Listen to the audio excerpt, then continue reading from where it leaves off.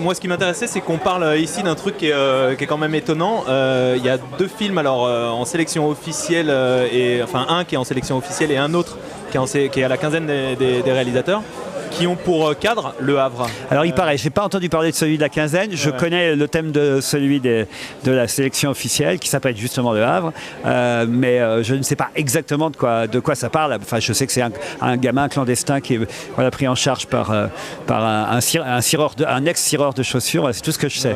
Mais j'ai pas assisté au tournage, j'en sais pas plus.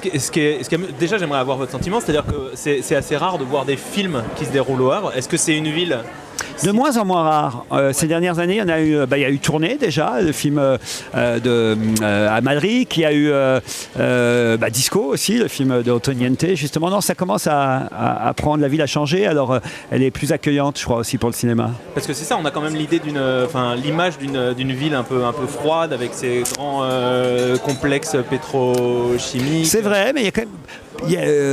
c'est d'ailleurs par exemple un film culte, une comédie culte, Le Cerveau aussi se passe au Havre. Non, il y a quand même eu toujours plus ou moins, mais plus en ce moment des tournages quand même. Il y a la mer, il y a le port. Bon voilà, ça dépend du scénar évidemment. Mais ce qui est rigolo, c'est que dans les 2 films, en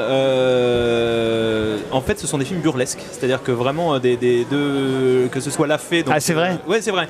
Quand Le Havre sert de décor, ça me va. Quand Le Havre sert je dirais de fond social à un film, ça dépend de la façon dont le réalisateur présente ça, parce que moi je suis alors il y a une partie du cinéma français que j'exècre, mais vraiment je le dis haut et fort, c'est le côté on veut montrer les pauvres gens et en fait au lieu de les montrer comme ils sont, on caricature encore ce qu'ils sont.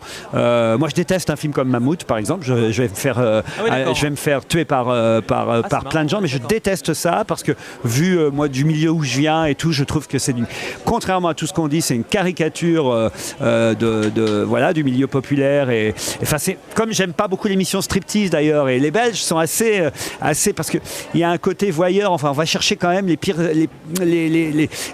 caricatures ou des ouvriers, ou dans Mammouth, les bouchers qui sont réunis autour de Gérard Depardieu dans les premières scènes, excusez-moi, mais enfin il faut les sélectionner pour en trouver les comme ça.